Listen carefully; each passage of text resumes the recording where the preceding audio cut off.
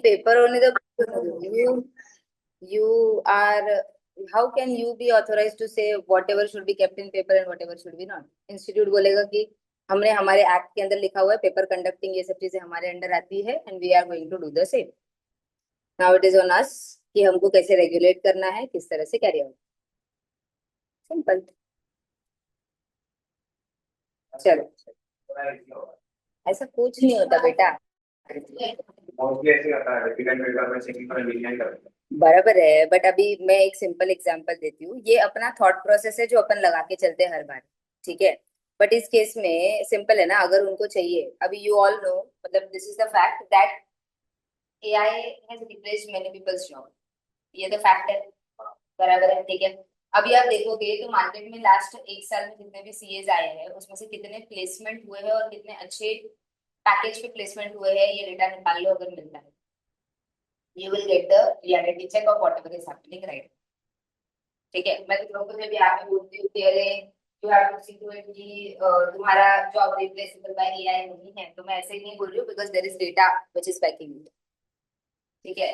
तो वो सब चीजों को लेके आप लोग खुद आपके सीए फॉर्म्स के अंदर देख रहे हो कि किस तरह से वो लोग सॉफ्टवेयर लेके आ रहे हैं, किस तरह से वो लोग सॉफ्टवेयर को यूज करवा रहे हैं आपके खुद के व्हाट जैसे कि ऑडिट्स के अंदर बोलो और ये सब चीजों के अंदर बोलो। तो उसका कुछ ना कुछ तो इम्पैक्ट आएगा कि नहीं आएगा, ऑब्वियस है ना। आज नहीं आएगा तो 2 साल के बाद आएगा।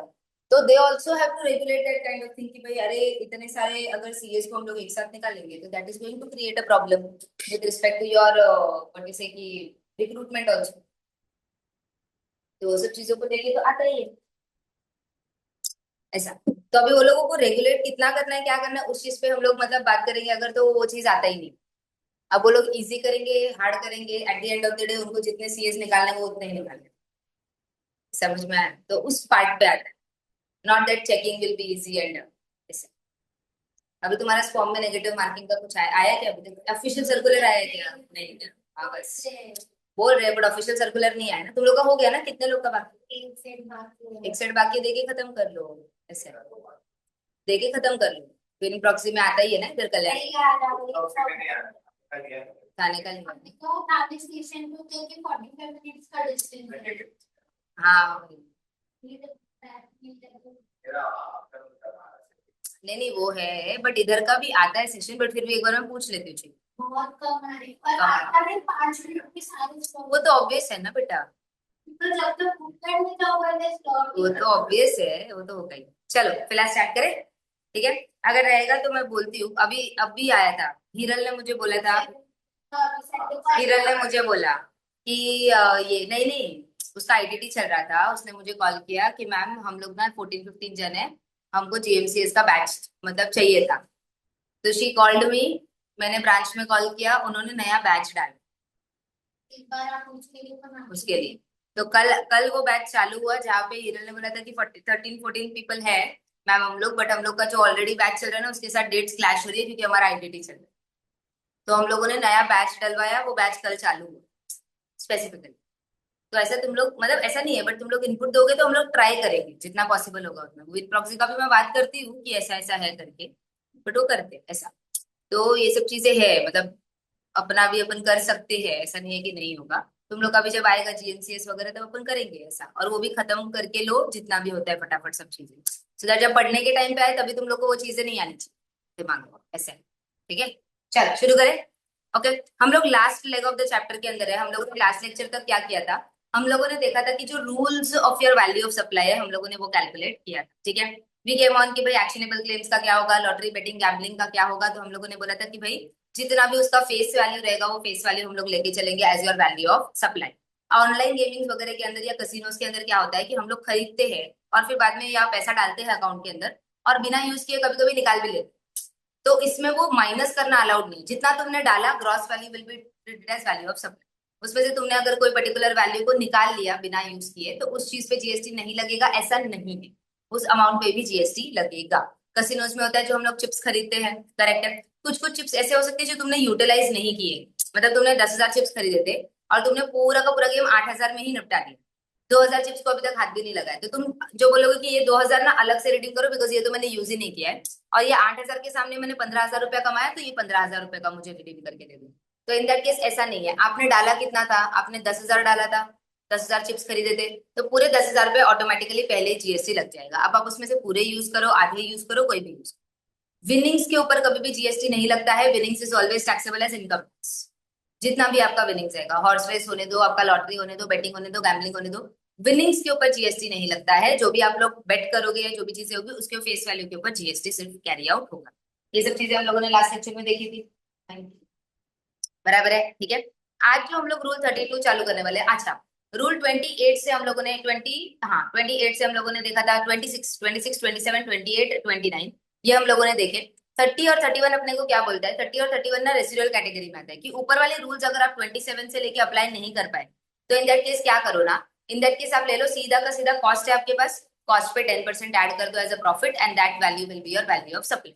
31 बोलता है कि अरे अगर आपको कॉस्ट भी नहीं मिल रहा है, cost is also not determinable, so in that case what you can do is you can take as best judgment assessment। जो भी आप अकाउंटिंग वगैरह के लिए आप लोग वैल्यू लोगे वो वैल्यू को ही आप लेके चलो, कोई प्रॉब्लम नहीं। समझ में आया?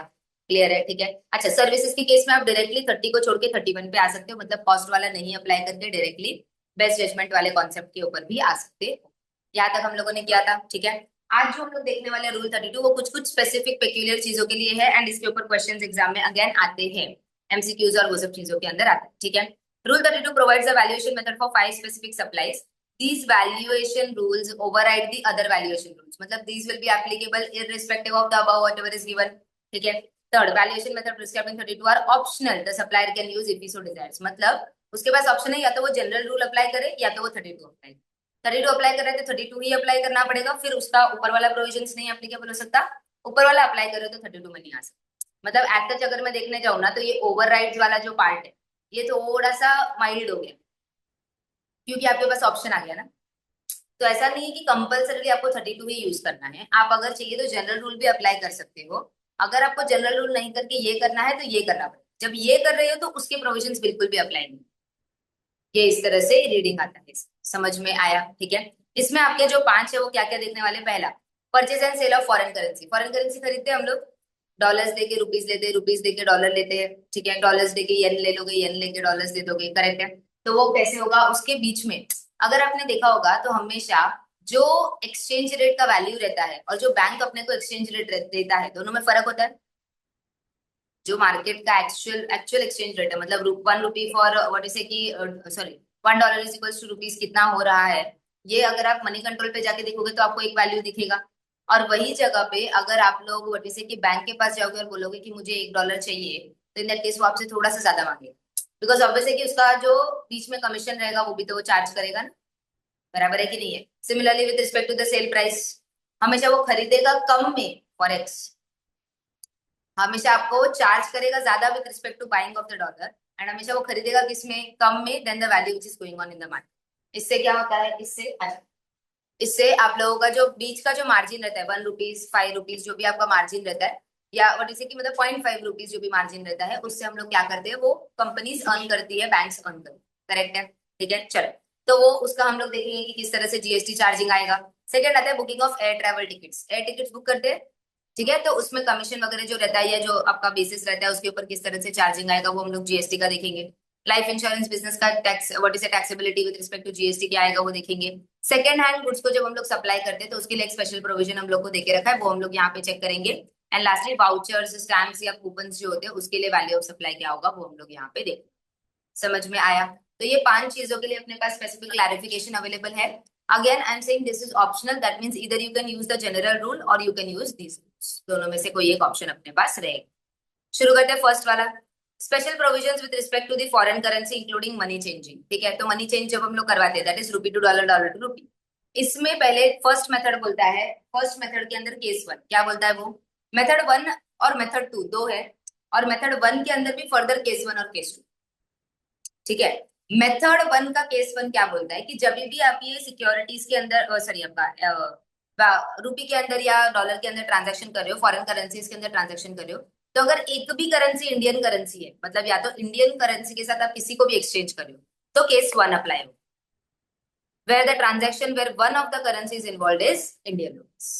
समझ में आया? क्लियर है? अब इस केस में आप क्या करोगे, value of supply is the difference between buying rate and selling rate of the currency and the RBI reference rate for that currency at the time of exchange multiplied by the total units of foreign currency. समझ में आया?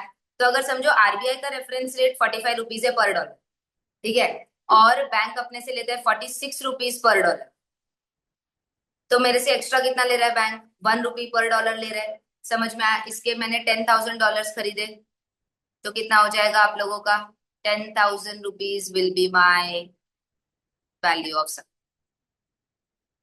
समझ में आया? Clear है? ये value of supply माना जाएगा, बैंक इसके ऊपर आपसे जीएसटी लेगा, because money is not included in the definition of goods as well as services, तो उस पर नहीं लगता। बट हमने सर्विसेज के अंदर पढ़ा था ना, use of money, exchange of money, वो आएगा। तो यहाँ पे जो आप एक्स्ट्रा 1 रुपया चार्ज कर रहे हो, ये तो बैंक अपने सर्विसेज ऑफ एक्सचेंज देने के ऊपर चार्ज कर रहा है, उसके ऊपर जीएसटी लगेगा।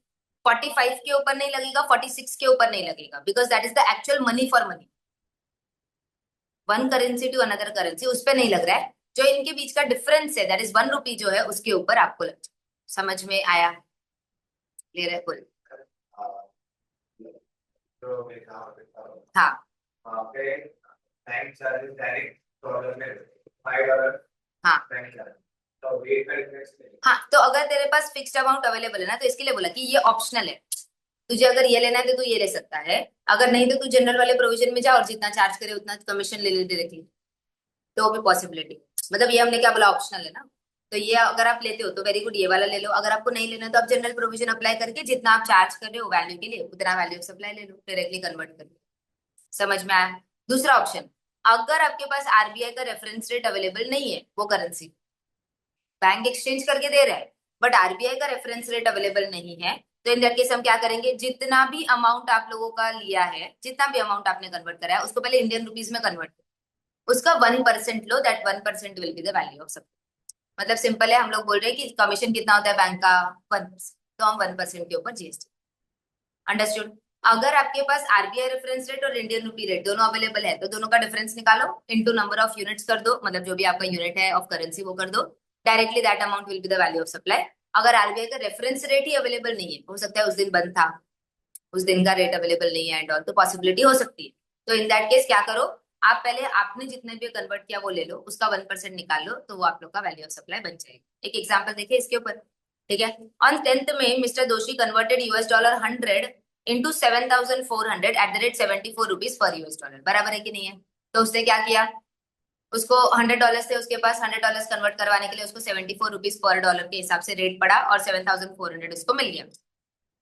RBI reference rate on 10th में 75 रुपीज। ऑब्वियसली मैंने आपको क्या बोला, जब खरीदेगा तो कम में खरीदेगा, और जब बेचेगा तो ज्यादा में बेचेगा। तो जब डॉलर खरीदेगा तो जितना भी आरबीआई का रेफरेंस रेट होगा उससे हमेशा कम में खरीदेगा, ताकि उसका मार्जिन होगा ना। He will sell at 74 and he will buy at 75। समझ में आया कि नहीं? करेक्ट है?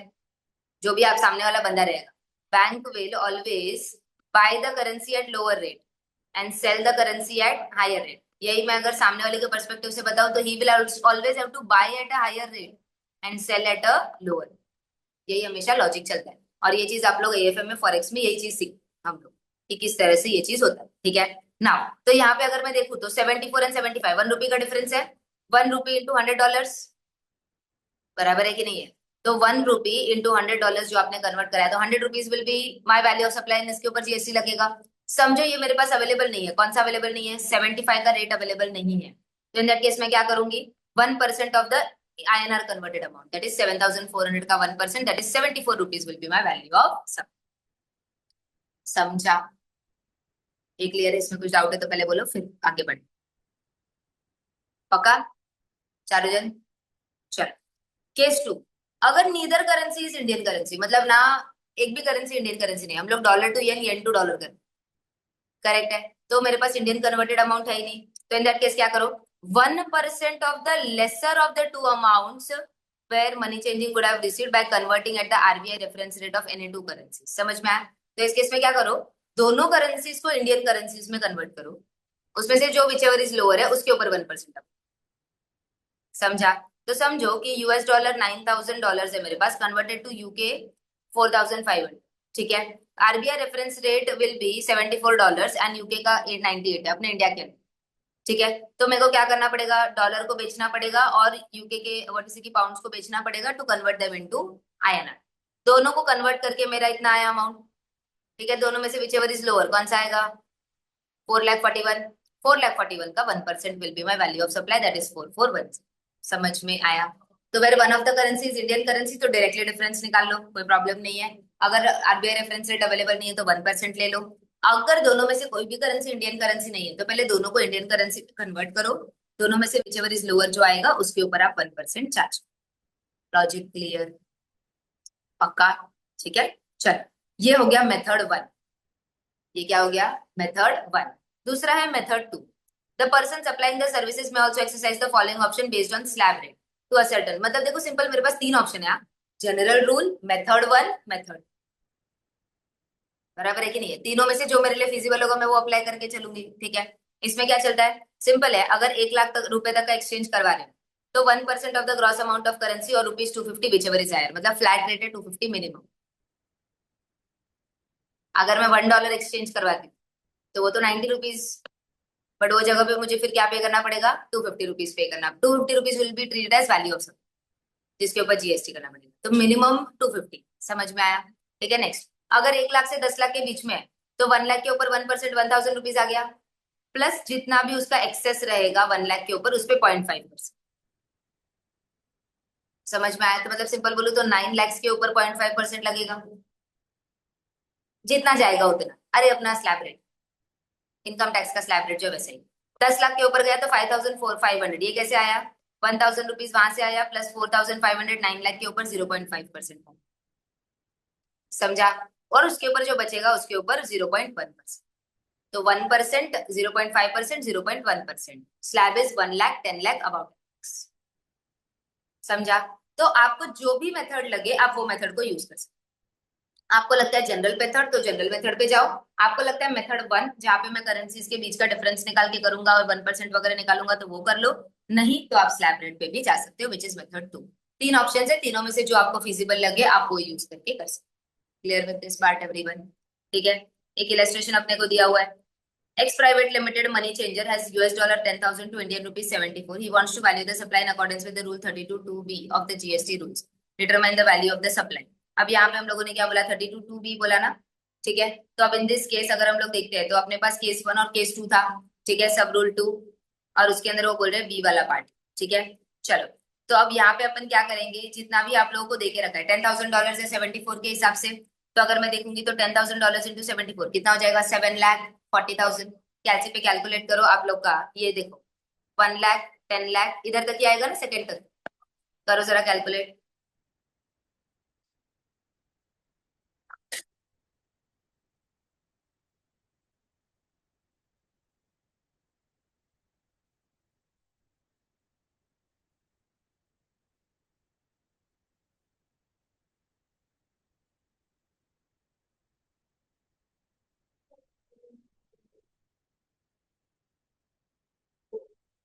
4,200 आया?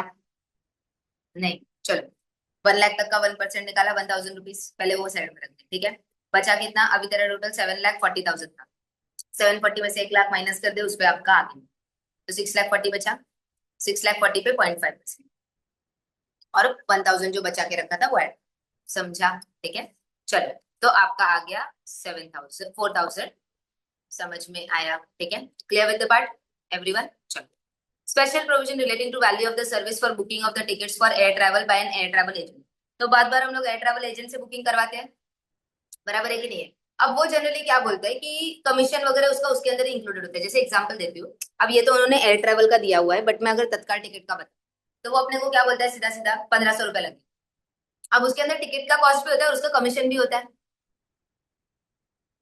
बराबर है कि नहीं है? हम लोग जब निकालने जाते हैं तो वो क्या बोलता है? ₹1,500 लगेगा। अब उसमें से भले वो टिकट 1,200 में निकाले, वो टिकट ₹1,000 में निकाले, वो उसका प्रेरोगेटिव। बचा हुआ अमाउंट उसके लिए क्या हो जाएगा? Profit, that is commission basically, जो वो खा। सेम एयर ट्रैवल के अंदर भी हो।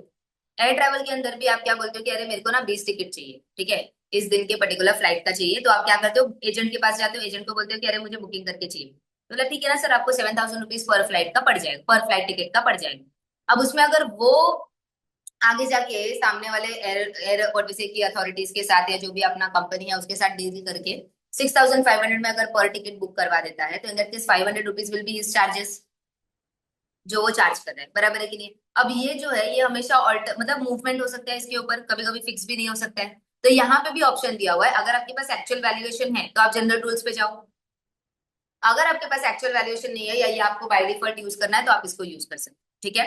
Value of the service of booking the tickets for the air travel by the air travel agent is 5% of the basic fair in case of domestic travel and 10% of the basic fair in case of international travel. तो commission rate अगर मैं बात करूं air travel agent का तो कितना माना जाएगा, 5% एंड 10%, बट ये बेसिक फेयर, इसके ऊपर आप एड ऑन्स वगैरह जो भी लेते हो ना उस पे नहीं लेते। Basic fare is air fare on which commission is normally paid to the air travel agent by the airlines. ये बेसिक इसी के लिए उन्होंने बोल दिया कि डेफिनेशन जो है वो ओपन एंडेड देती है, एयरलाइंस जिसके ऊपर देती है उसके ऊपर आप लोगों को लगेगा। जैसे for example extra luggage charges वगैरह के ऊपर कमीशन पे नहीं, तो उसको ऐड करके 10% या 5% नहीं निकालेंगे, उसको एक्सक्लूड करके 5%। समझ में आया, ठीक है। चलो, तो यहाँ पे एक एग्जांपल दिया देखो, UB and Sons is an air travel agent. Compute the value of the services made by the firm during the month with the help of the particulars. Again बता रही हूँ आपको, अगर आपको जनरल पे जाना है आप जनरल पे जा सकते हो, अगर आपको इधर आना है तो आप फ्लैट रेट पे ले सकते हो। Domestic bookings 5% of the basic fair, international booking 10% of the basic, ठीक है। डोमेस्टिक बुकिंग दिया हुआ है, इंटरनेशनल बुकिंग दिया है, basic fair, other charges and fees दिया है, टैक्सेस दिया है, टोटल वैल्यू ऑफ टिकट्स। हमको चार्ज किस पे करना है, बेसिक या अदर चार्जेस वगैरह, जो फूड हो सकता है या कुछ भी हो सकता है, अदर चार्जेस, लाउंज चार्जेस हो सकता है, वो सब चीजें हो सकती है, those can be coming under the other charges वाला पार्ट, उसके ऊपर हम नहीं बात कर रहे, हम लोग सिर्फ बेसिक फेयर के ऊपर बात कर रहे हैं। समझ में आया, तो सिंपल 1,09,100 रुपीज का 5% will be the charge, this will be the value of supply, and international जो है उसका 10% आप लोगों का आ जाएगा। समझ में आया, क्लियर विथ दिस।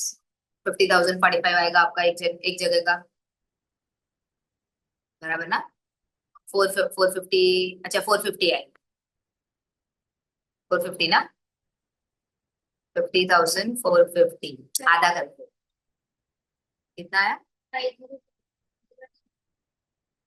अच्छा 50, अच्छा 5% लिया है ना, सॉरी 50% कर, और इधर आ जाएगा आप लोग का 10% वाला part, that is 31,680।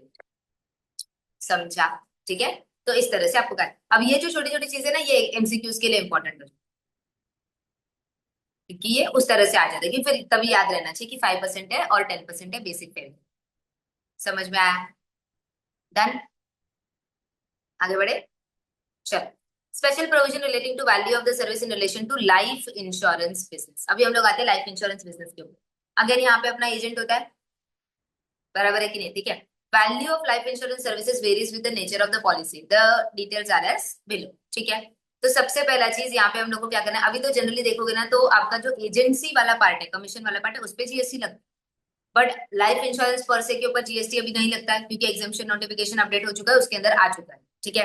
Health insurance, life insurance, no GST is payable on the same on the premium amount, ठीक है। तो वो जनरली अगर आप देखोगे तो वो ये वाला पार्ट उन्होंने अभी तक दिया हुआ है, बट आगे जाके इसको भी वो लोग निकाल देंगे, बिकॉज एग्जामिशन अवेलेबल है, तो इन दैट केस इसके ऊपर टैक्सेबिलिटी आ नहीं रही।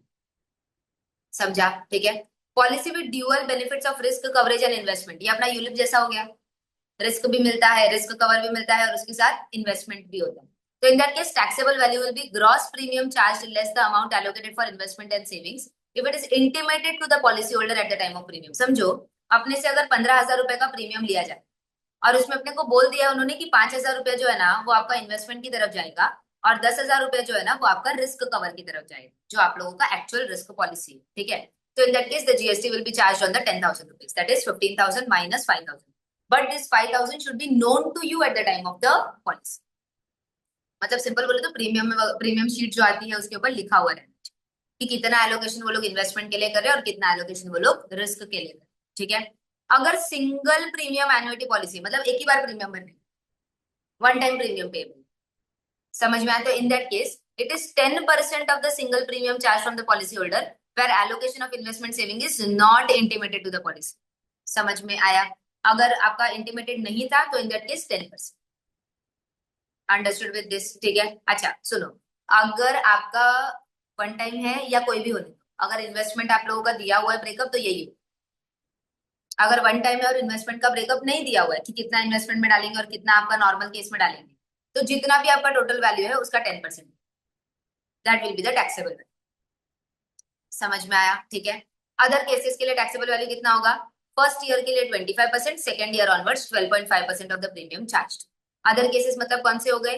जो ईयरली प्रीमियम है और जिसके ऊपर इन्वेस्टमेंट का बेनिफिट बाइफरकेटेड नहीं है या तो इन्वेस्टमेंट का बेनिफिट है ही नहीं। करेक्ट है, ठीक है। Lastly policy with only risk cover, इसमें पूरा का पूरा प्रीमियम विल बी चार्जेबल। समझा? तो अगर मैं सिंपल बोलूं तो इसको अगर मैं चारों को देखूं तो देखो simple, risk plus investment, investment is known, तो ये वाला केस अप्लाई होगा, ठीक है। Single premium policy plus investment is not known, तो ये वाला आ जाएगा। ऑल अदर केसेस जहां पे रिस्क प्लस इन्वेस्टमेंट है वो ये वाले केस में फॉल करेगा, ओनली रिस्क इधर फॉल, क्योंकि उन्होंने रिस्क को अलग कर दिया ना, सिर्फ रिस्क। तो ये जो बैलेंस अदर केसेस हो गया, ये क्या हो गया? रिस्क प्लस इन्वेस्टमेंट ही है, बट या तो हम लोगों ने बताया नहीं है, या तो फिर आप लोगों का एलोकेशन वगैरह जो चीजें है, या सिंगल प्रीमियम पॉलिसी है और वहां पे आप लोगों को ये वाला पार्ट समझ में आया, ठीक है।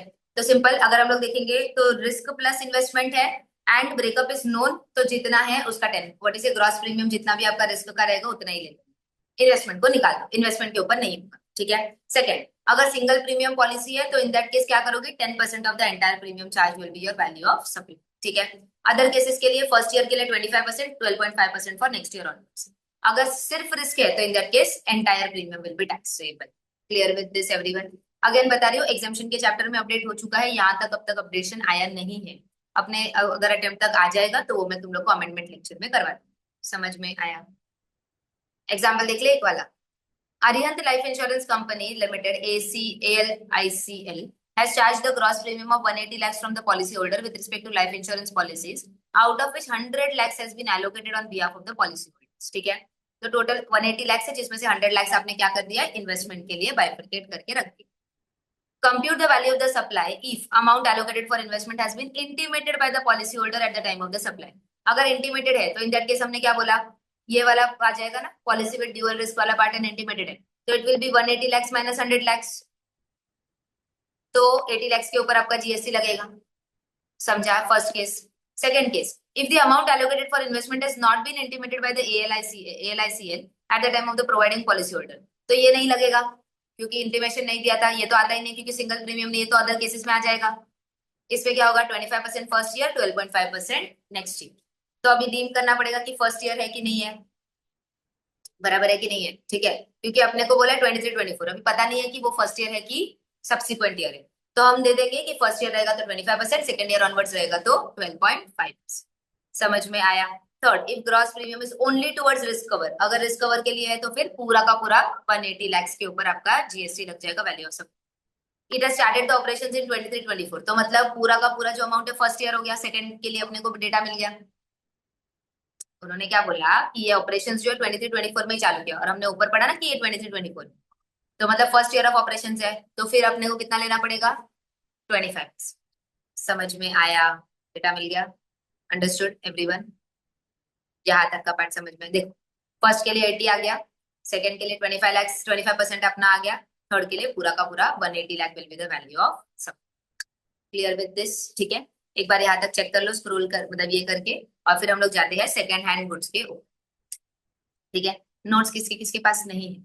शीट्स वैल्यू ऑफ सप्लाई के, तो चल तेरे पास है, देती हूँ मैं प्रिंट मारना, तेरे पास है ना? एक बार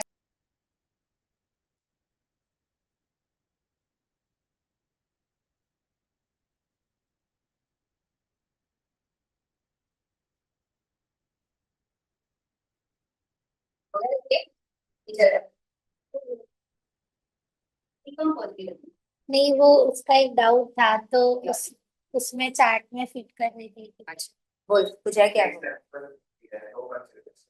फ्री सैंपल दिया है, फ्री सैंपल जीएसटी के अंदर आता ही नहीं है ना बेटा, हमने पढ़ा है सप्लाई के डेफिनेशन के अंदर, फ्री सैंपल्स अगर दिया है डायरेक्टली तो that is not a supply.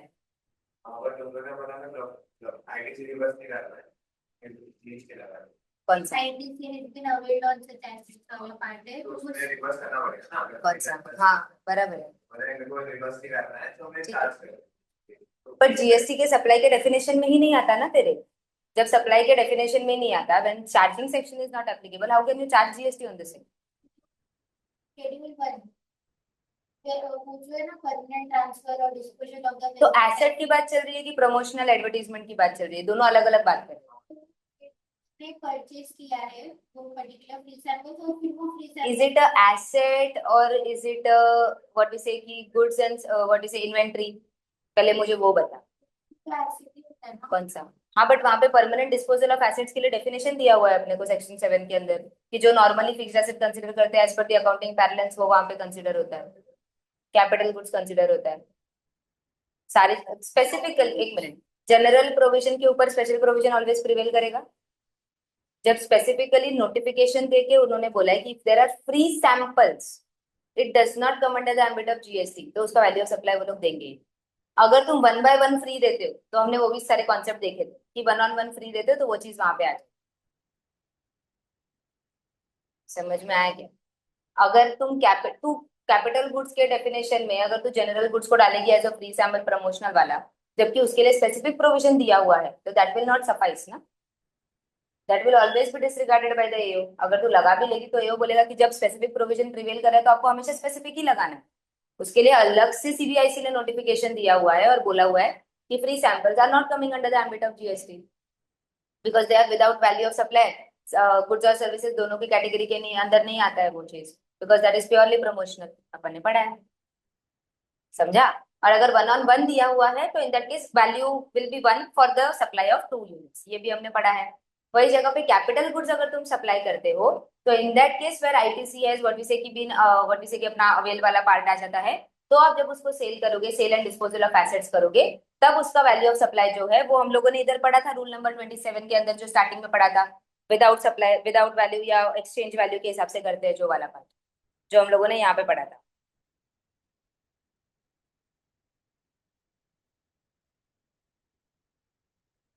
कहाँ गया ये वाला केस? रूल 27 के अंदर जो हम लोगों ने पढ़ा था, that is when you supply with respect to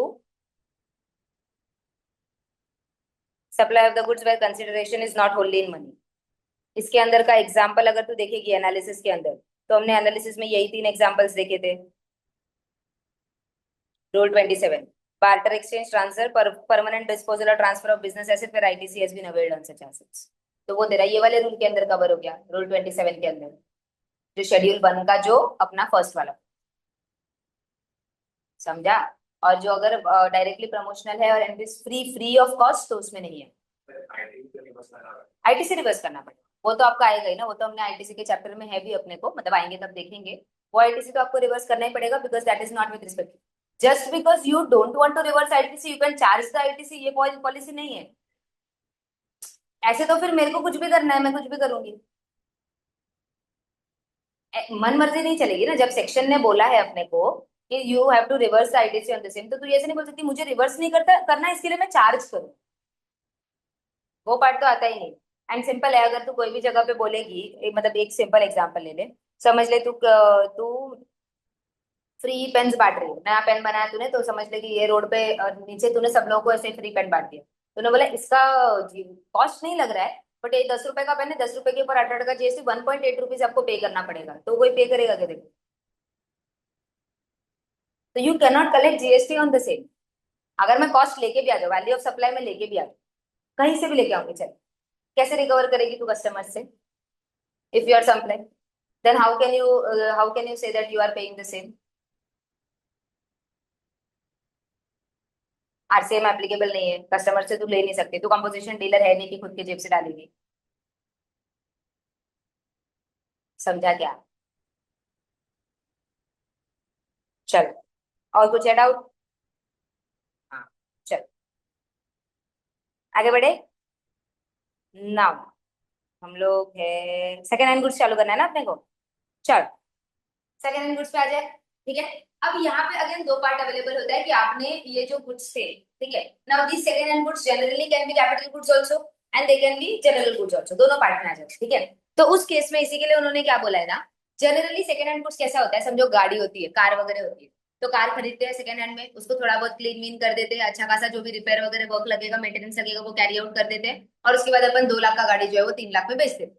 जिसमें समझो 30-40 हजार रुपए अपना खर्चा आया with respect to repairing and everything, और बचा हुआ जो 60-70 हजार रुपए वो अपना प्रॉफिट आ गया उसके ऊपर एक गाड़ी बेचने के ऊपर, बराबर है। इसी तरह से चलता है उल्लासनगर, सबको पता है, सिंपल, करेक्ट है कि नहीं है?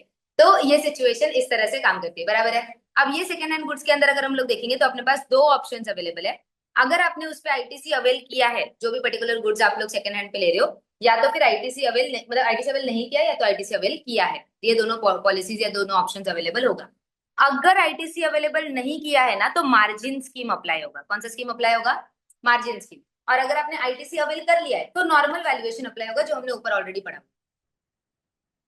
ओपन मार्केट वैल्यू, वो सब चीजें हम लोग लेके कर लेंगे, जो जनरल रूल्स के अंदर फॉल करता है, जनरल सेक्शन 15 के अंदर फॉल करता है, वो चीजें आप अप्लाई करके चलो, ठीक है। बट अगर आईटीसी अवेल नहीं किया है तो मार्जिन स्कीम अवेलेबल होगा। मार्जिन स्कीम क्या बोलता है? आप ले लो selling price minus purchase price और सिर्फ डिफरेंस के ऊपर ही जीएसटी चार्ज। ये कभी होता नहीं, हमेशा सिंपल है ना। हम लोग क्या करते हैं, हम लोग फॉर एग्जाम्पल अगर मैं बुक्स बना रही हूँ, बुक्स बनाने का कॉस्ट इज 10,000 रुपीज, ठीक है। 10,000 रुपीज अगर मैं जैसे कि प्रियंका को बेचती हूँ 15,000 रुपए में, ठीक है, तो I will be charging GST on 15 entirely, और 10 के ऊपर जो भी मैंने जीएसटी पे किया रहेगा उसका मैं क्रेडिट लेती हूँ। ऐसा नहीं कि 10 माइनस 15 सिर्फ 5 पे जीएसटी, क्योंकि क्रेडिट सिस्टम फिर वर्क नहीं करेगा। अगर मुझे क्रेडिट सिस्टम चलाना है तो ग्रॉस वैल्यू पे पूरा का पूरा जीएसटी लेना पड़ेगा, करेक्ट है कि नहीं है?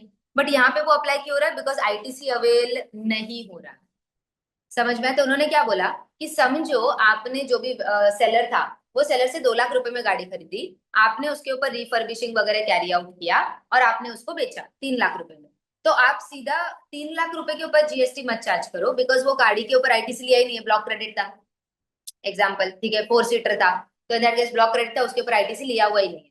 तो इन दैट केस आप क्या कर सकते हो, 3 लाख माइनस 2 लाख, जो 1 लाख का डिफरेंस है, सिर्फ उसी के ऊपर जीएसटी चार्ज, क्योंकि वैसे भी आप 2 लाख के ऊपर आईटीसी अवेल नहीं करने वाले हो, ठीक है। और बचा हुआ जो 1 लाख है वही आपका एडिशनल सप्लाई है, ठीक है, तो उसके ऊपर ही आप जीएसटी पे। Clear with this part everyone? ठीक है, तो इसी के लिए अच्छा, अगर सेलिंग प्राइस परचेज प्राइस से कम हो जाता है तो ignore the negative value, government तुमको जीएसटी नहीं देगा, उल्टा कॉन्सेप्ट अप्लाई नहीं होता, ठीक है। CGST on second hand goods received from unregistered supplier is exempt, obviously GST जो है अगर अनरजिस्टर्ड सप्लायर से मिला है अपने को तो वो एग्जेम्प्ट होता है सेकंड हैंड गुड्स पे। समझो कि मैं सेकंड हैंड गुड्स की डीलर हूँ, लेकिन मैं जीएसटी के अंदर रजिस्टर्ड ही नहीं हूँ, तो in that case it is always exempt, वो तो आएगा ही नहीं ना फिर। जब आप जीएसटी चेन के अंदर ही नहीं आ रहे हो तो जीएसटी एप्लीकेबिलिटी आएगा ही नहीं, वो तो बेसिक है, ठीक है। चलो, हाँ बोल, कंपनी के पास फीचर है, बराबर है, पे करें, हाँ फाइल करेक्ट, और हाँ, फाइल करनी, हम्म, वो ये केस में आएगा या नहीं नहीं, ये सेकंड हैंड डीलर के लिए, डीलर के लिए, ये कंपनी जो बेच रही है उसके ऊपर नहीं। कंपनी जब बेचेगी सेकंड हैंड डीलर को, तो वो जो भी अपना प्राइस रहेगा वो चार्ज करेगी, जो भी जितने में भी बेचेगी उतने बेसिस पे वो चार्ज करेगी, और उसके ऊपर जीएसटी चार्ज हो जाएगा अगर एप्लीकेबल होगा तो। कंपनी के पॉइंट ऑफ व्यू से, हाँ तो फिर आईडी क्लेम नहीं किया, करेक्ट है, कर रहा है का प्रॉफिट नहीं लॉस, हाँ, फिर जीएसटी तो जीएसटी नहीं लगा, वो जनरल प्रोविजंस के अंदर जाए, that is sale of asset या डिस्पोजल ऑफ एसेट जो है उसके अंदर जाए, स्क्रैप वैल्यू पे जो अपन सेल करते हैं या वैसा वाला part। ये किसके लिए हम लोग बात कर रहे हैं? जो dealer of second hand goods, समझ में आया? जब तू एज अ कंपनी वो गुड्स को बेच रहा है तो तेरे लिए वो सेकंड हैंड नहीं था, तेरे लिए वो क्या था? फर्स्ट हैंड गुड्स था। अब वो डीलर के लिए वो क्या बन गया? सेकंड हैंड गुड्स उसके पास आया है, अब वो उसको रिफर्बिश करेगा और फिर उसको बेचेगा। तो हम वो जो सेकंड लेग है उसकी बात, फर्स्ट लेग का बाद जनरल प्रोविजन, दैट इज जिसमें एक्सचेंज हो सकता है या वैल्यू फॉर सप्लाई हो सकता है या नो वैल्यू फॉर सप्लाई हो सकता है, कभी कभी फ्री में भी दे देते हैं। तो उस केस में फिर अपने को जो फर्स्ट वाला बोला था, ओपन मार्केट वैल्यू ले लो कि सेकंड हैंड गुड्स लैपटॉप कितने में बिकेगा या गाड़ी कितने में बिकेगी, ओपन मार्केट वैल्यू लो, ओपन मार्केट वैल्यू अवेलेबल नहीं है तो फिर आपका कॉस्ट प्लस 10% वाला ऑप्शन अवेलेबल है, लाइक काइंड एंड क्वालिटी का गुड्स है वो ले लो, सेकंड वाला पार्ट नहीं अवेलेबल है तो कॉस्ट प्लस 10% ले लो, नहीं अवेलेबल है तो जनरल मार्केट, वैसा फिर वो वाला कॉन्सेप्ट अप्लाई होगा जो जनरल लेवल पे लो। ये किसके लिए? जो डीलर है, जो गुड्स खरीदता है सेकंड हैंड वाला और बेचता है, सिर्फ थोड़ा मोड़ा जो चेंजेस होता है वो करके एडेप्टेशंस करके बेच देता है। अब जो कंपनी ने जब इसको बेचा रहेगा तब जीएसटी चार्ज किया हो सकता है, क्वेश्चन मार्क, या तो होगा या तो नहीं, नहीं होगा तो वो भी आईटीसी नॉट अवेल्ड वाले केस में ही आएगा। और अगर होगा मतलब जीएसटी चार्ज किया होगा, और उसपे दो ऑप्शन है, या तो आईटीसी अवेल किया या तो नहीं किया, अगर अवेल किया तो फिर जनरल वाले प्रोविजन में फॉल कर जाएगा, और नहीं अवेल किया है तो फिर मार्जिन वाले स्कीम में आ जाएगा. तो that second hand goods dealer has an option either to avail the ITC and then charge on the entire amount, या तो फिर आईटीसी अवेल मत करो और सिर्फ मार्जिन के ऊपर आप जीएसटी चार्ज, दोनों में से कोई एक ऑप्शन आप अवेल करो, चूज. समझ में आया? ठीक है, चलो. हाँ हाँ, लेकिन उसने रजिस्ट्रेशन नहीं किया तो फिर उसके लिए एग्जाम आ जाएगा ना. नहीं ना, अनरजिस्टर्ड सप्लायर के अंदर अगर अगर हम लोग बोलते हैं तो deemed to be registered is also registered person ना. द पर्सन, सेक्शन 22 अपने को क्या बोला है, द पर्सन इज रजिस्टर्ड और deemed to be allow what is required to be registered, दोनों रजिस्ट्रेशन के अंदर आता है ना. जस्ट बिकॉज तुमने रजिस्ट्रेशन नहीं लिया तो वो टैक्सेबल पर्सन आता है ना, रजिस्टर्ड और रिक्वायर्ड टू बी रजिस्टर्ड, वो टैक्सेबल पर्सन है. यहाँ पर अनरजिस्टर्ड बोल दिया तो फिर टैक्सेबल पर्सन नहीं, but उस केस में हाँ. हाँ, तो in that case also you will be liable to get registered ना at the end of the day. तो in that case provision will still apply, you will have to issue. जिस दिन भी देखो एसेंट ऑफिसर पकड़ेगा और जिस दिन भी जैसे जीएसटी का डिमांड करेगा तो वो ये चीज को भी इंक्लूड करके ही करे, बिकॉज दीज वर नहीं नहीं, because it will be like कि आपके लिए वो प्रोविजन एप्लीकेबल था, आपने उसको नहीं किया तो वो चीज नहीं आती. Again it is not a choice. समझ में आया? वो चॉइस नहीं है अपने पास. तुम जस्ट बिकॉज ऐसे तो फिर अपने सब चीजों पे भी आ जाएगा ऐसा, तो वो भी अप्लाई नहीं, मतलब इस जगह पे भी क्या होगा ना कि आपके चॉइस के ऊपर नहीं है. इट इज लाइक कि you are required to be registered, that means you are deemed to be registered. उस केस में आपको वैसे ही माना जाएगा और प्रोविजन आपके ऊपर अप्लीकेबल किया जाए. हाँ ऑब्वियसली जब तक तू पकड़े नहीं जाती तब तक तू खेल ना, मतलब वो सीन है. जब पकड़े जाओगे तब आपको ऑब्वियसली कि वो लोग पूरा जो है वो निकालेंगे और फिर उसके हिसाब से एप्लीकेबिलिटी निकाल के. समझ में आया? चलो. A company X Limited which deals in buying and selling of the second-hand cars purchased a second-hand car Maruti Alto from an unregistered person. It incurs 30,000 on minor refurbishing and sells the car for 3,50,000 rupees. The company does not avail any ITC. Obviously, क्योंकि उसने जब खरीदा था तो in that case वो unregistered dealer से unregistered person से खरीदा था तो उसने कोई जीएसटी चार्ज ही नहीं किया होगा. जब जीएसटी चार्ज ही नहीं किया तो इसने कोई जीएसटी का आईटीसी लिया ही नहीं. आईटीसी लिया ही नहीं तो बेटर होगा कि मार्जिन वाले पे ले ले, नहीं तो फिर ज्यादा पे करना पड़ेगा ना अपने को. ठीक है, तो in that case he has the option कि भाई 50,000 का जो डिफरेंस है आप लोगों का उसके ऊपर ही ले लेंगे. समझ में आया? ओरिजिनल प्राइस 5 लाख था, 3 लाख. हम लोग जितना वो खर्चा कर रहे हैं बीच का उसको ध्यान में नहीं ले रहे. 30,000 का जो वो एक्सपेंसेस कर रहे हैं हम उसको ध्यान में नहीं ले रहे. हम लोग सेलिंग और परचेस ये दो ही प्राइस को देखते डायरेक्टली. परचेस प्राइस कितना था? 3 लाख रुपीज. बेचा कितने में? 3,50,000. तो वही दोनों हम लोग इंक्लूड करके यहाँ पे, मतलब दोनों का डिफरेंस जो है वो लेके हम लोग यहाँ पे कर. समझ में आया? ठीक है. Person who purchased the second-hand goods after the payment of the tax to the supplier of such goods are governed by this valuation rule only when they do not avail the ITC on such supply. If ITC is availed, then supply is governed by the normal GST valuation procedure. अगर आप ITC avail करते हो तो आप general provisions के अंदर चले जाओगे. Margin scheme is available only for supply of used goods by the person dealing in buying and selling of the second-hand products. समझ में आया? तो ये जो फर्स्ट टाइम बेच रहा है उसके ऊपर एप्लीकेबल नहीं होगा, उसके लिए again general provisions will be applicable. Understood? Old and used motor vehicles, motor vehicles generally बेचे जाते हैं बहुत ज्यादा, सेकंड हैंड मोटर व्हीकल्स बेचे जाते हैं. अब ये डेप्रिशिएबल आइटम्स है ना, motor car is a depreciable item. ठीक है, तो इन दिस केस उन्होंने क्या बोला, in case the registered person has claimed the depreciation under section 32 of the income tax act on the said goods, the value of consideration will be consideration received minus depreciated value on the date of the supply. तो अगर आप depreciated value का करते हो तो in that case it will be minus वाला part. Understood? ठीक है, क्या बोला उन्होंने यहाँ पे, different rate of taxes have been prescribed for old and used vehicle depending upon the size and the engine capacity of the motor vehicles. So जब आप HSN का क्लैरिफिकेशन देखोगे इसमें बहुत सारे ऑप्शंस अवेलेबल है. सीसी कितना है गाड़ी का, क्या इंजन कैपेसिटी है, वो सब चीजों पे भी डिपेंडेंट आ जाता है. ठीक है. Now, and the value of the supply in such cases where ITC is not availed is the value that represents margin of the supplier on such goods which is determined as follows. तो अगर depreciable item है तो depreciated value minus कर लो. ठीक है. Consideration अगर less than depreciated value तो ignore the negative effect, obviously government अपने को नहीं देने वाला. Again in any other case selling price minus purchase price जो हमने अभी ऊपर अप्लाई किया. मतलब आपने अगर जीएसटी अपना जो गाड़ी है वो गाड़ी के ऊपर अगर आपने डेप्रिसिएशन लिया इनकम टैक्स के अंदर तो डेप्रिशिएटेड वैल्यू है, अदरवाइज परचेज प्राइस, दोनों में से जो भी अवेलेबल है वो. समझा? ठीक है. नेक्स्ट, सेलिंग प्राइस अगर लेस अगेन तो इग्नोर द नेगेटिव वाला पार्ट. अगर आईटीसी अवेल्ड है तो फिर अदर एप्लीकेबल प्रोविजन मतलब नॉर्मल प्रोविजंस एप्लीकेबल हो जाएगा. Understood with this everyone? हाँ. वाला पार्ट तो कंपनी के लिए है, तो डीलर तो उसी में डील करता है, उसके लिए फिक्स रेट नहीं, उसको इन्वेस्ट. कौन सा? हाँ बराबर है, करेक्ट. तो इन दैट केस इसी के लिए वो लोग कर रहे हैं ना, जब यहाँ पे in case registered person has claimed the depreciation under section 32 on the said goods, तो जब फिर तू इस केस में कंपैरिजन करेगा तो परचेस कॉस्ट से कंपैरिजन नहीं करेगा, उसकी डेप्रिशिएटेड वैल्यू से कंपैरिजन। क्योंकि समझ ले अभी इस केस में जीएसटी बचाने का या टैक्स बचाने का सिंपल तरीका, तेरा डेप्रिशिएटेड वैल्यू है 3 लाख रुपीज, बट फिर भी तू बेचेगा 5 लाख रुपए और बाकी 2 लाख रुपए कैश में सेटल करना। तो तूने क्या किया, यहाँ पे इतने साल से 10 लाख के एसेट को 3.5 लाख तक 3 लाख तक लाया बाय क्लेमिंग डेप्रिसिएशन, तो इधर तुमने बेनिफिट लिया, यहाँ पे तुमने उसको बेचा 5 लाख के अंदर, बराबर है। अब इस केस में समझ ले तूने आईटीसी यूटिलाइज नहीं किया, तो तू फिर बोलेगा 5 लाख को 6 लाख में बेचा तो मार्जिन 1 लाख रुपया हुआ, 1 लाख पे जीएसटी चार्ज करो।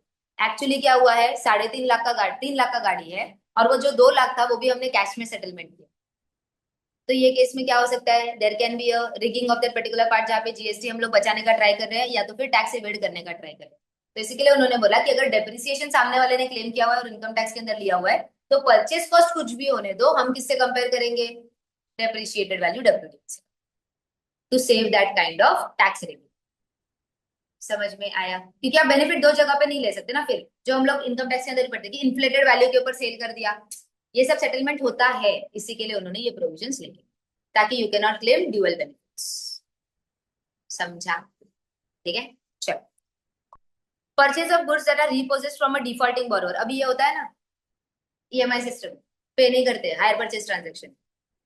अपना ट्रक वाला एग्जांपल, 3 साल का हम लोग कर रहे थे, उसके बाद थर्ड ईयर में पेमेंट नहीं किया तो ट्रक उठा के लेके आ गए, हाँ कि नहीं, याद आया कि नहीं, नहीं। अच्छा चलो, ईएमआई पे कुछ भी परचेस करते हैं आप, ठीक है, तो ईएमआई पेमेंट करना पड़ता है, ठीक है। 6 ईएमआई का पार्ट, समझो तुम लोगों ने क्या खरीदा, एक ट्रक खरीदा, 6 ईएमआई के पार्ट, तुमने 3 ईएमआई, 4 ईएमआई, 4 ईएमआई बराबर, ठीक है। फिफ्थ ईएमआई नहीं दिया, सिक्स ईएमआई नहीं दिया, फिफ्थ ईएमआई पे अपने को व्हाट इज बैंक से रिमाइंडर आ गया कि भाई आप लोगों ने पेमेंट नहीं किया है, सिक्स रिमाइंडर पे वो लोग आए और गाड़ी का गाड़ी लेके जा सकते, कर सकते हैं। बस यही यही केस यहाँ पे क्या बोले अपने को, purchase value of the supply of the goods that are repossessed from a defaulting borrower, जिसने पैसा नहीं, ये हायर परचेज में एग्जांपल तुम लोगों ने पढ़ा हुआ है फाउंडेशन में, तुमको भी याद नहीं। समझ में आया, जहाँ पे फर्स्ट ईयर में अपन प्रॉपर्ली पे करते, सेकंड ईयर में प्रॉपर्ली पे करते, थर्ड ईयर में पे नहीं किया तो वो लोग गाड़ी उठा के लेके चलते। समझ में आया, तो वो केस एप्लीकेबल है। If defaulting borrower is unregistered, सामने वाला बोरोवर जो है वो कौन है, अनरजिस्टर्ड है, तो purchase price will be purchase price in the hands of such borrower, मतलब उसने कितने में खरीदा था, समझो ये एसी 50,000 में खरीदा है और मैंने ईएमआई पे लिया हुआ है, 60,000 में खरीदा, 10,000 रुपए का चाहिए, सिंपल एग्जाम्पल, ठीक है। इसमें से समझो मैंने 4 ईएमआई पे किया, 40,000 रुपए पे किया, 20,000 रुपए पे नहीं किया, तो यहाँ पे समझो मैं unregistered, I am not registered under GST, तो इन दैट केस क्या हो जाएगा, 60,000 is the purchase price for me entirely, इसमें से reduced by 5% every quarter or part thereof between the date of the purchase and date of disposal of the person making the possession, वही जैसा asset का अपन useful life करते हैं वो वाला part, ठीक है। तो हम लोग उनका डेप्रिसिएशन कंसीडर नहीं कर रहे, हम सीधा सीधा अपना 5% पर क्वार्टर और part of the quarter minus कर, समझ में आया, तो जो भी वो वैल्यू आएगा माइनस करने के बाद उसको हम मानेंगे वैल्यू ऑफ सप्लाई, क्या मानेंगे हम उसको, वैल्यू ऑफ सप्लाई। समझ में आया, 5 परसेंटेज पॉइंट्स माइनस करके, क्योंकि उतने टाइम तो यूज किया है ना हम लोगों ने वो एसेट, तो इसके लिए। और अगर डिफॉल्टिंग बोरोवर रजिस्टर्ड है, ठीक है, तो इन दैट केस क्या करेंगे, the repossessing lender agency will discharge the GST at the supply value without any reduction on the notional purchase value, तो इन दैट केस फिर हम लोग क्या करेंगे, कोई भी नोशनल 5% माइनस नहीं करेंगे, सीधा सीधा किस पे होगा, परचेज कॉस्ट के ऊपर होगा, बिकॉज आईटीसी अवेल्ड होगा ना फिर इन दैट केस अगर रजिस्टर्ड है तो उस केस के लिए वहां से। समझ में आया, क्लियर विद दिस, अंडरस्टूड ये वाला पार्ट, ठीक है। चलो, special provision relating to value of redeemable stamps and vouchers, तो स्टैम्प्स एंड वाउचर्स के लिए क्या होगा, जो भी उसका फेस वैल्यू होता है वो हम लोग कंसिडर करके चलेंगे। समझ में आया, which is redeemable against the supply of the goods and services is the equal to money value of the goods और सर्विसेज, वाउचर कितने में खरीदा उससे नहीं होता है, वाउचर कितने में रिडीम होगा उतने वैल्यू, मैंने एक वाउचर खरीद, जो वाउचर खरीदने का प्राइस था वो 50 रुपए था, लेकिन उससे मेरे को 500 रुपीज का बेनिफिट मिलेगा, तो बेनिफिट कितने का मिलेगा, तो GST will be charge on the same, but voucher पे जीएसटी लगता नहीं है, वो बात अलग, याद आया ना वो पार्ट हमने टाइम ऑफ सप्लाई में भी देखा था, तो जस्ट वैल्यू ऑफ सप्लाई उन लोगों ने देखे रखा। समझ में आया, ठीक है, डन यहाँ तक का part. Special provision for value of the services provided bye notified service providers between the distinct person, अब यहाँ पे बोला है नील, अगर नोटिफाइड सर्विस प्रोवाइडर अपने ही डिस्टिंक्ट पर्सन को अगर कोई सप्लाई करते हैं तो वहां पे कंसिडरेशन नील लिया जाएगा, एज ऑफ नाउ कोई नोटिफिकेशन आया नहीं है, तो मतलब सिर्फ ये पावर दे के रखा हुआ है, जब भी गवर्नमेंट को लगेगा तो वो लोग यहाँ पे वो सर्विसेज को नोटिफाई कर सकते हैं। समझ में आया, यहाँ पे अपना रूल 32 खत्म होता है, 33 इज फॉर प्योर एजेंट, एक बार यहाँ तक देखो फिर ये खत्म, आगे का, ठीक है, एक बार चेक कर लो यहाँ तक, आज अपना चैप्टर तो खत्म हो जाएगा, कल अपना लेक्चर है ना, कल के लेक्चर में फिर अपन क्वेश्चंस वगैरह देंगे। फिर इस मॉड्यूल के अंदर अपना सिर्फ क्या बचेगा, एग्जाम्शंस, बाकी सारे चैप्टर अपने हुए ना। फिर एग्जाम्शन चालू करेंगे तो अपना मॉड्यूल 1 खत्म होगा। फिर अपन जाएंगे आईटीसी, नेक्स्ट वाले। आईटीसी जब अपन करेंगे ना, उसके बाद अपन सारे के एक्स्ट्रा क्वेश्चंस मिक्स वाले लेंगे, बिकॉज सब कॉन्सेप्ट आते हैं ना उसके, तो वो सब करेंगे और बाकी के एंड में करेंगे जब लास्ट में। आईटीसी के टाइम पे कुछ एक्स्ट्रा क्वेश्चंस करवाऊंगी, और जब अपना तीनों मॉड्यूल खत्म हो जाएगा उसके बाद जो ओवरऑल सिलेबस के ऊपर आते हैं, जो बड़े बड़े 14 मार्क्स 15 मार्क्स का क्वेश्चन आता है अपन, वो वाले अपन एक्स्ट्रा। ठीक है, एक बार यहाँ तक देख लो फिर प्योर है।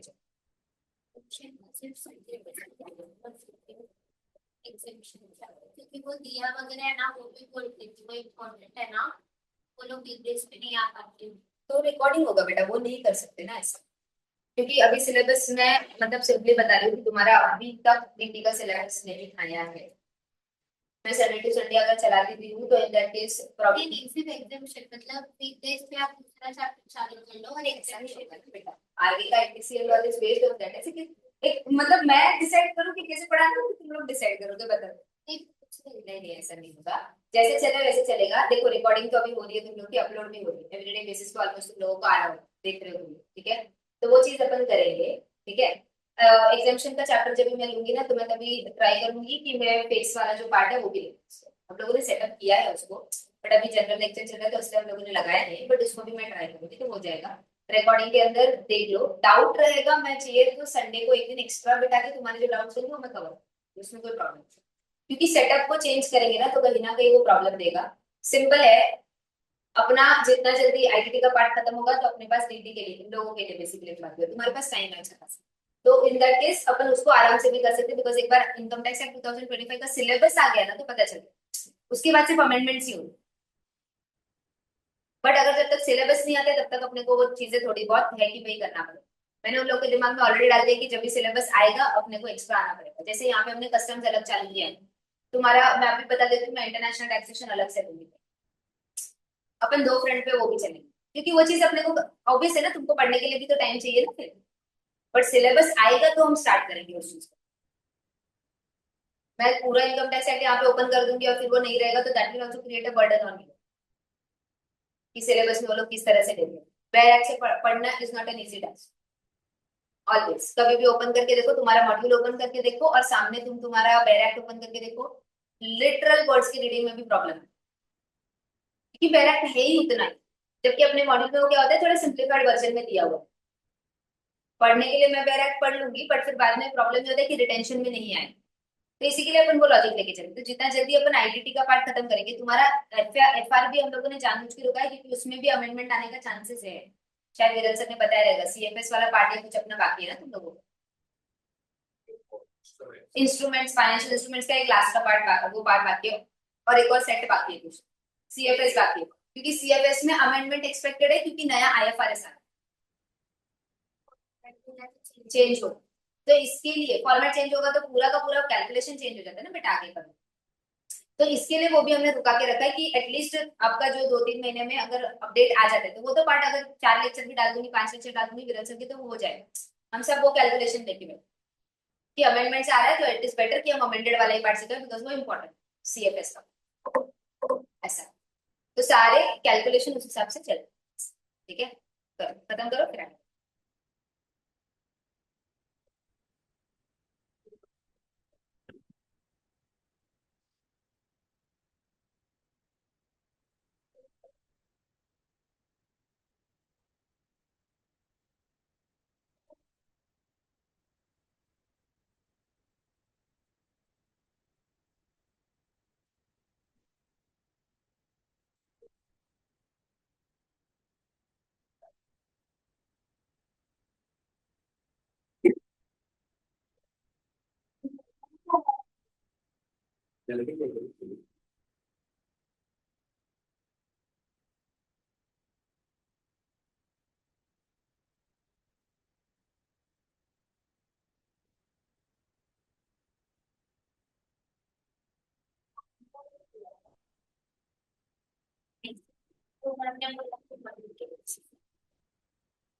तो बोला था कि सफिशिएंट लोडिंग कर, ये नोट्स में भी सब कवर नहीं हो रहा है, देखो वो जो एक हमने पढ़ा ना अनरजिस्टर्ड वाला एग्जैक्ट है, वो देखो यहाँ पे पॉइंट ही नहीं लिखा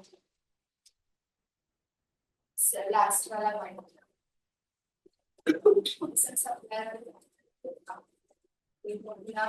नॉलेज तो पढ़ना पड़ेगा वो सब यार तो नहीं रहता मुझे यही एडजस्ट करना है मेरे लिए क्लास में वो पूरा पढ़ ही नहीं सकते।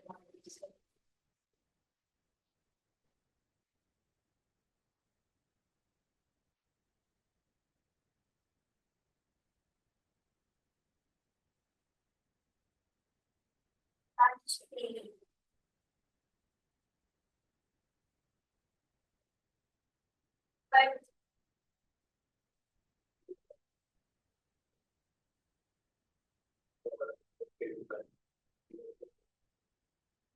Related person as a company without justification. Yeah.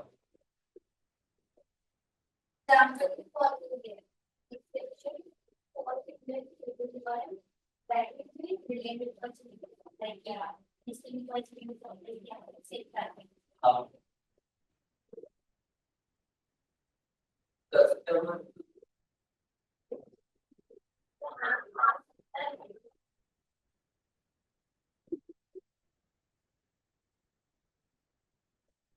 पर आंसर बता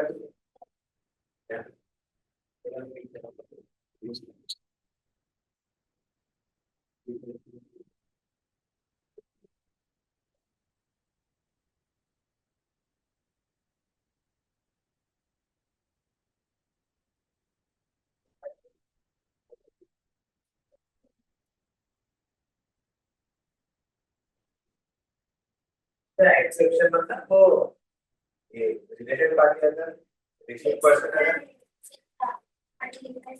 एक्सेट्रा में डिस्पोजल ऑफ बिजनेस कैसे करें आना चाहिए क्या चल रहा है? हो गया पढ़ के एक ही पढ़ रहे हो? कौन सा? हाँ ये इतना है। वो तुम्हारे मतलब समरी के लिए है ना, ताकि एग्जाम के लिए तुमको उतना ही याद रखना है। तो वो चीज के रिवीजन वाले पार्ट के लिए अप्लाई ऐसा। शुरू करूँ प्योर एजेंट? याद है का समझा क्या? कौन सा? उसी पार्ट में आ जाएगा। कंपेयर मतलब जो तुम्हारा ये पार्ट है ना, इसमें सब सब उसी के अंदर आपका कवर हो जाएगा। कूपन आ गया, वाउचर आ गया, स्टैम्प आ गया, वो सब गुड्स भी नहीं है, सर्विसेज भी नहीं है। कौन सा? नहीं, जनरल अभी वो डिपेंड करता है कि तुमको कूपन भी किस तरह से दिया है। कूपन जनरली जो होता है ना, वो भी आपकी वैल्यू बेसिस पे ही काम करता है। That is also something like actionable claim. तो कूपन किस तरह से डिटरमाइन किया जाता है, दिया किस तरह से जाता है, उस पर भी डिपेंड करता है। तो generally they follow the trait of voucher, तो उसी बेसिस पे वो काम करता है। तो उसी में हम लोग लेते हैं, unless and until there is some kind of special coupon जहाँ पे हम लोग बोलेंगे कि भाई ये गुड्स या सर्विसेज की कैटेगराइजेशन में आ सकता है। बहुत सारी चीजें जो है ना वो जीएसटी के अंदर वो आपके डिपिक्शन के ऊपर भी डिपेंड करती है कि आप लोग उसको किस तरह से प्रेजेंट करें। उस पर भी डिपेंड करता है कि भाई वो चीज गुड्स में जानी चाहिए, सर्विसेज में जानी चाहिए, एक्शनेबल क्लेम में जानी चाहिए, बिकॉज आपका वो प्रोडक्ट किस तरह से प्रेजेंट हो रहा है उस पर भी तो आता है ना। समझा कि नहीं? तो ये सारी चीजों पे तो कूपन और स्टैम्प्स भी जनरली अगर आप देखोगे तो they follow the trait of vouchers only, unless and until they are having some kind of characteristics जो अपन गुड्स या सर्विसेज के डेफिनेशन में उसको फिट इन कर सकते हैं ऐसा। ठीक है, और कोई डाउट है यहाँ तक? नहीं, चलो प्योर एजेंट के सर्विसेज पे आते हैं। ठीक है, इसका एक बेस्ट क्लासिक एग्जांपल है हम लोग चार्टर्ड अकाउंटेंट्स का अपना वाला पार्ट, जहाँ पे हम लोग क्या करते हैं, क्लाइंट का पैसा लेते हैं और हम लोग पेमेंट्स वगैरह करते हैं उनके बिहाफ पे, या पहले बिहाफ पे पैसा पे कर देते हैं और बाद में उनसे लेते हैं। जैसे जीएसटी का पेमेंट्स होता है, इनकम टैक्स का पेमेंट्स होता है, तो अपने को क्लाइंट क्या बोलता है कि सर मैं कहाँ पे लॉग इन करूंगा सिस्टम पे और पेमेंट करूंगा, एक काम करता हूँ 50,000 रुपए ना मैं आपके अकाउंट में डालता हूँ, आप आगे पेमेंट कर दो। बहुत बार होता है ऐसा। ठीक है, जैसे कंपनी फॉर्मेशन वगैरह होता है तो उसके अंदर आरओसी का फाइलिंग वगैरह का फीस लगता है, तो आपका सीए क्या करता है, खुद से पे कर देता है। और बाद में फिर अपन क्या करते हैं, जब भी बिल बनाते हैं तो अपने सर्विसेज का हेडिंग अलग रखते हैं, और जितना हम लोगों ने रीइंबर्समेंट बोलते हैं हम उसको, बराबर है कि नहीं, एक्सपेंडिचर का रीइंबर्समेंट, तो हम उसको रीइंबर्स करके ले लेते हैं, बराबर है। Simple, that is we are acting as a pure agent. जहाँ पे वो पैसों के रिलेटेड हम कोई एक्स्ट्रा चार्ज नहीं कर रहे हैं, जो भी एक्स्ट्रा है वो अपने सर्विसेज कॉस्ट के अंदर है, ये जो है जितना दिया उतना ही लिया। समझ में आया? तो that is value of supply of services in case of pure agent. When you are acting as a pure agent, generally the value of supply is 0, क्योंकि कुछ भी नहीं आता है। बिकॉज आपने खर्चा किया 1500 रुपया, आपने लिया भी कितना? 1500। आपने उसके ऊपर 1 रुपया भी एक्स्ट्रा नहीं लिया। उसका बेनिफिट मुझे नहीं मिलने वाला है, उसका बेनिफिट किसको मिलने वाला है? जो सामने रेसिपिएंट है, मतलब एक्चुअल रेसिपिएंट है, उसी को मिलने वाला है। मैंने सिर्फ उसके बिहाफ पे पेमेंट किया, जो पेमेंट उसने मुझे रीइंबर्स कर। समझ में आया? तो इसी के लिए प्योर एजेंट के सर्विसेज का जनरली वैल्यू ऑफ सप्लाई क्या लिया जाता है? निल लिया जाता है, 0 लिया जाता है। समझ में आया? ठीक है। The concept of pure agent is identical to the reimbursement of expenses incurred by supplier on behalf of the customer. It acts as real reimbursement, जहाँ पे आपका कुछ एक्स्ट्रा नहीं होता है, that is just कि हमने जितना खर्चा किया उतना रिटर्न दे दिया। ठीक है। Since GST is on supply of the goods and services, transactions which are not part of the supply will not form part of the value of the goods supplied in this particular scenario. तो जो आपका actual service charge है आप वो लो, उसके ऊपर GST charge होगा obvious है, बट जितना भी रीइंबर्समेंट ऑफ एक्सपेंडिचर रहेगा उसके ऊपर चार्ज नहीं होगा। समझ में आया? ठीक है। अब उसके अंदर एक एग्जांपल देती हूँ। आप लोग ऑडिट के लिए जाते हो, ठीक है, ये जनरली है। अगर आपका रीइंबर्समेंट इज फिक्स्ड एट 5%, आपका जो ओपीई होता है, आउट ऑफ पॉकेट एक्सपेंसेस, अगर वो आपके इसका फिक्स्ड है ओपी कि जितना भी आपका किसी की सप्लाई रहेगा उसका 5%, मतलब जो भी आपका ऑडिट फीस रहेगा उसका 5%, तो that will B form the part of the value of supply, क्योंकि ये एक्चुअल रीइंबर्समेंट नहीं। 5% तुमने दे दिया, अब उसमें से खर्चा कितना हुआ वो हमारे ऊपर डिपेंड करता है ना, हमने उससे कम भी किया हुआ हो सकता है, उसमें से ज्यादा भी किया हुआ हो सकता है, बट समझो कि आपने बोला कि नहीं नहीं, जितना बिल्स सबमिट होगा वो बिल्स के हिसाब से पेमेंट होगा, तो this can be pure agent. Actual खर्चा हुआ एक्चुअल। अब इस केस में भी डिपेंड करता है बेनिफिट कौन ले। बेनिफिट अगर हम लोग ले रहे हैं उस चीज का तो जीएसटी चार्ज होना चाहिए, because then that will be not pure agent. अगर बेनिफिट किसके भी हाथ में था? कस्टमर के भी हाथ में था, तो इन दैट केस नहीं चार्ज होगा। इसी के लिए सारे पैरामीटर्स पे डिपेंड। समझो कि अगर क्लाइंट के लिए मैं कोई इनकम टैक्स ऑफिस गई थी और उसका खर्चा उसने रीइंबर्स किया तो नहीं लगेगा। मैं मेरे ऑफिस गई थी रिव्यू देने के लिए, वो खर्चे पे जीएसटी लगेगा क्योंकि वो प्योर एजेंट वाले नहीं है। समझा? तो again there is a thin line difference, you have to bifurcate what kind of expenditure it is. ठीक है। सो इसके लिए क्या बोला है उन्होंने, देखो यहाँ पे A is an importer and B is the custom broker. A approaches B for custom clearance work. ठीक है। तो यहाँ पे बी क्या करेगा? बी ऑथराइज करता है incurring expenditure for procuring the services. तो बी ने क्या किया? प्रिंसिपल टू प्रिंसिपल बेसिस पे सर्विसेज दिया। ठीक है।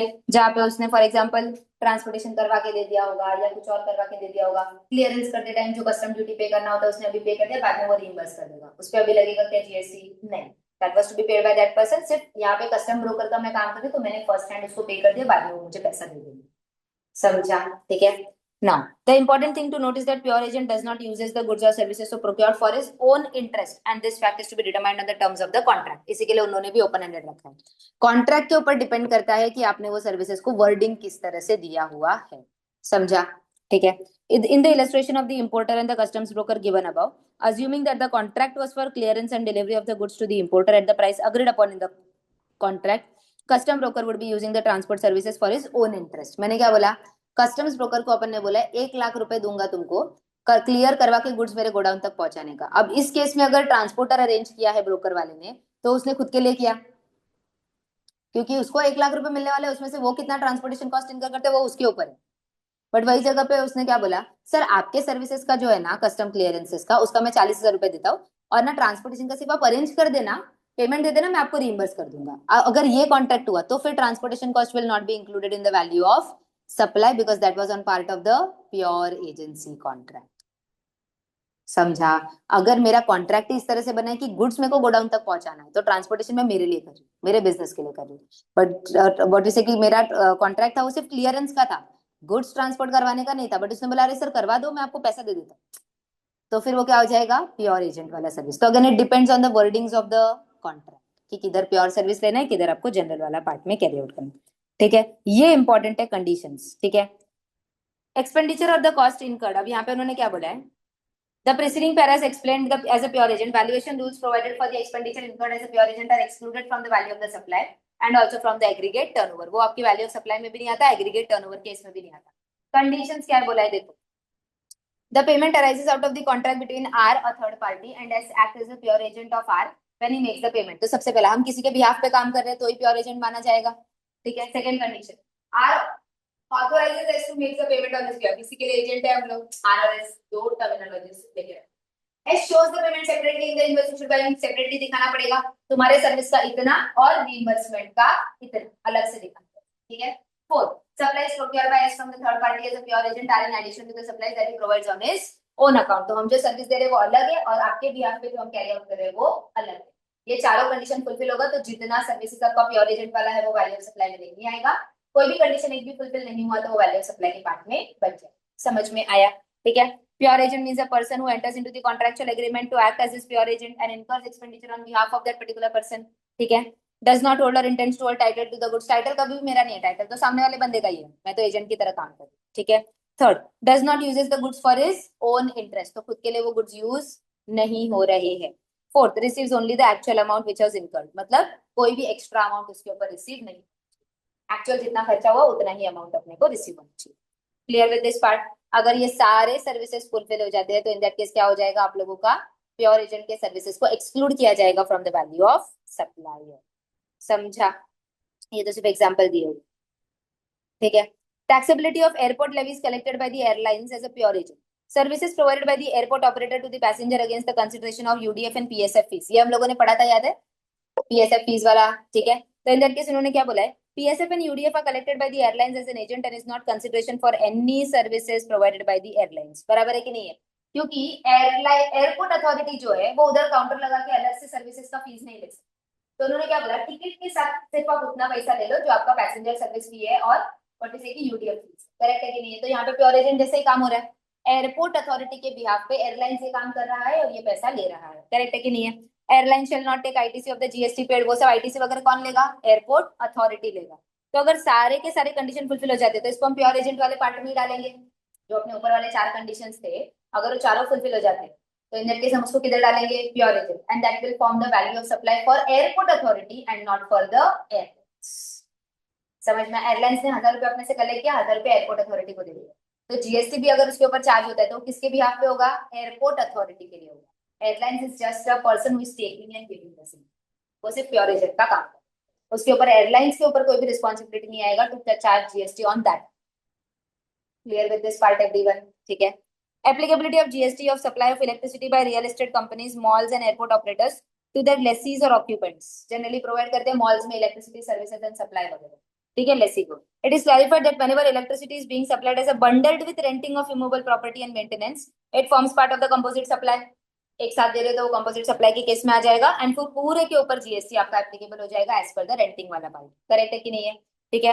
Now however at the electricity supplied by the real estate owners, resident welfare association and real estate developers as a pure agent, it will not form part of the value of supply. Again it depends on the wording of contract, again it depends on the wording of the rental agreement, कि भाई किस तरह से आपका rent अलग है और ये सिर्फ प्योर एजेंट की तरह जा रहा है कि रेंट प्लस इलेक्ट्रिसिटी का मिला के हम चार्जेस, अगर वो मिला के ले रहे होंगे तो पूरे पे जीएसटी लगेगा, अगर अलग अलग करके प्योर एजेंट्स का प्रॉपरली ड्राफ्टिंग किया आप लोगों ने तो फिर वो अलग कैरी आउट होगा। समझ में आया। Rule 34, rate of exchange of currency other than Indian rupees for determination of value, goods relevant rate CBIC का हम लोग ले लेंगे, ठीक है। सुनो, एक्सचेंज रेट का जो था ना ऊपर अपना वो पार्ट, उसके लिए आरबीआई रेफरेंस रेट बोला, देखा था हम लोगों ने वहां पे, तो वहां पे क्या एप्लीकेबल होगा, आरबीआई रेफरेंस रेट। इसके अलावा कोई भी गुड्स अगर आप इंडिया के बाहर से लेके आते हो या उसका पेमेंट वगैरह आप अगर इसमें करते हो, डॉलर्स में करते हो, येन में करते हो, पाउंड्स में करते हो, तो हम लोग सीबीआईसी का रेट लेते हैं, मतलब कस्टम्स के लिए जो हम लोग रेट लेते हैं एक्सचेंज रेट, वही रेट हम लोग यहाँ पे लेंगे। आरबीआई का रेट नहीं लेंगे, बैंक का रेट नहीं लेंगे, समझ में आया, मर्चेंट बैंकर्स वाला रेट वगैरह नहीं लेंगे, हम लोग कौन सा लेंगे, सीबीआईसी का कस्टम्स का रेट।